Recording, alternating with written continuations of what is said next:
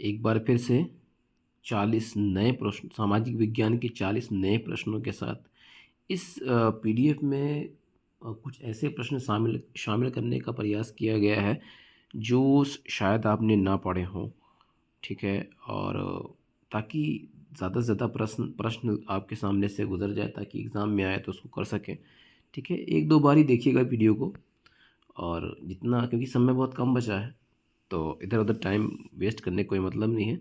बस एक दो बार लेकिन वीडियो देख लीजिए, जिससे आपको कुछ प्रश्न अच्छे मिल जाएंगे। ठीक है, चलिए शुरू करते हैं। पहला प्रश्न है, निम्नलिखित में कौन एक ठंडी जलधारा है? क्यूरोशियो, देखिए, गल्फ स्ट्रीम गर्म जलधारा है। लेब्रोडोर, लेब्रोडोर की जो जलधारा है वो आपकी ठंडी जलधारा है। ठीक है। देखिए, ठंडी जलधारा, गर्म जलधारा क्या होता है? देखिए, आप जानते हैं कि जो विषुवत रेखा, भूमध्य रेखा है, ठीक है, जीरो अक्षांश जिसे कहते हैं, उस रेखा, जो कि वहाँ पर सारों, जो पूरे वर्ष जो सूर्य की किरणें लंबवत पड़ती हैं, तो विषुवत रेखा से ध्रुवों की ओर जो लहरें बहती हैं वो गर्म जलधारा होती हैं, और जो ध्रुवों से भूमध्य रेखा की ओर बहती है वो ठंडी जलधारा होती है। और जहाँ पर ये दोनों जलधाराएं, ठंडी जलधारा और गर्म जलधारा, जहाँ पर दोनों मिलती हैं वहाँ पर बहुत ज़्यादा कोहरा होता है, और वहाँ पर प्लैंकटन नाम की घास पाई जाती है, जिसको जो मछलियों का भोजन है। प्लैंकटन, याद रखिएगा, प्लैंकटन नाम की घास पाई जाती है जहाँ पर ठंडी जलधारा और गर्म जलधारा मिलती है। अगला प्रश्न है, सही सुमेलित नहीं है।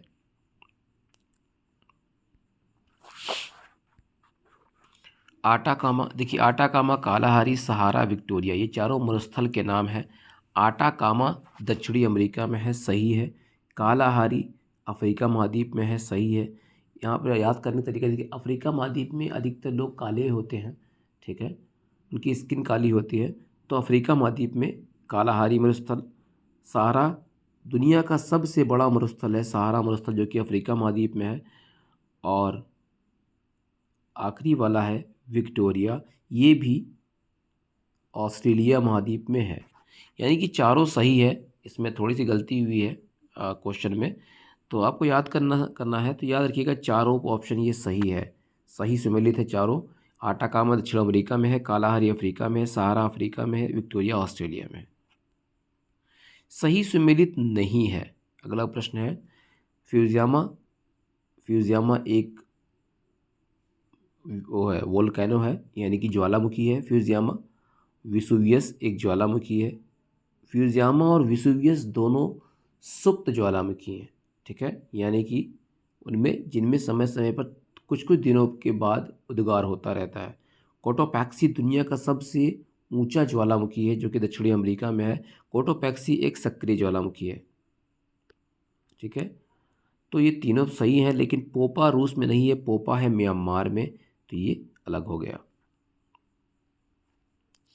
Tata iron and steel company का मुख्यालय कहाँ है? Tata iron and steel company का मुख्यालय है आपका जमशेदपुर में। टाटा आयरन स्टील कंपनी का मुख्यालय है जमशेदपुर में, जिसकी स्थापना हुई थी 1907 में, ठीक है। टाटा आयरन स्टील कंपनी का मुख्यालय जमशेदपुर में है, और इसकी स्थापना हुई थी 1907 में। अगला प्रश्न है, नाथुला दर्रा किस राज्य में है? तो नाथुला दर्रा सिक्किम में है। भूमध्य सागर और लाल सागर को जोड़ने वाली नहर, भूमध्य सागर और लाल सागर को जोड़ने वाली नहर है स्वेज नहर। खारे नमकीन जल में कौन सा पेड़ उग सकता है? वो है आपका सुंदरी, मैंग्रोव। सुंदरवन का डेल्टा विश्व का सबसे बड़ा डेल्टा है, या गंगा और ब्रह्मपुत्र नदी द्वारा बनाया गया डेल्टा है सुंदरवन का डेल्टा, ठीक है, दुनिया का सबसे बड़ा डेल्टा है, जिसमें मैंग्रोव वन उगते हैं। निम्न में सबसे छोटा महासागर है? तो सबसे बड़ा महासागर है प्रशांत महासागर, सबसे छोटा महासागर है आर्कटिक महासागर। भारत और चीन के बीच की सीमा को क्या कहते हैं? भारत और चीन के बीच की सीमा को कहते हैं मैकमोहन। अगर पूछे भारत और पाकिस्तान के बीच की सीमा रेखा को क्या कहते हैं? रेड क्लिफ कहते हैं, और इसमें भारत और चीन के बीच मैकमोहन। नागार्जुन सागर परियोजना किस नदी पर है? नागार्जुन सागर जो बांध बना है वो आपका कृष्णा नदी पे है।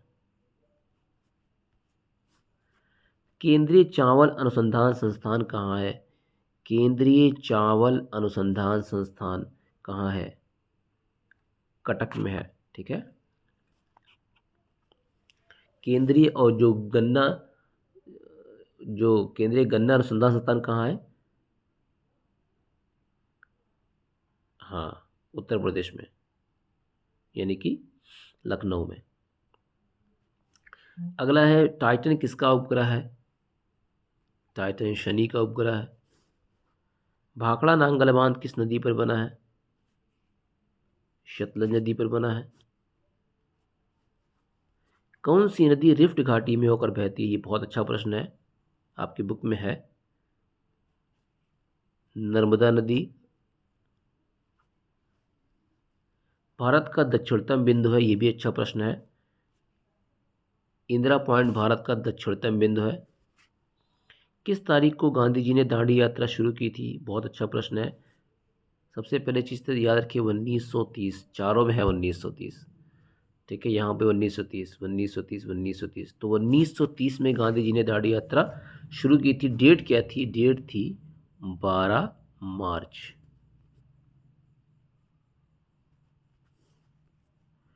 मोहनजोदड़ो की विशालतम इमारत थी? स्नानागार। सिंधु घाटी सभ्यता के प्रसार क्षेत्र का आकार कैसा था?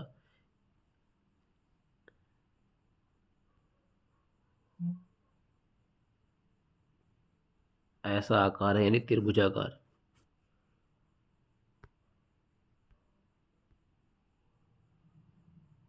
आपका त्रिभुजाकार।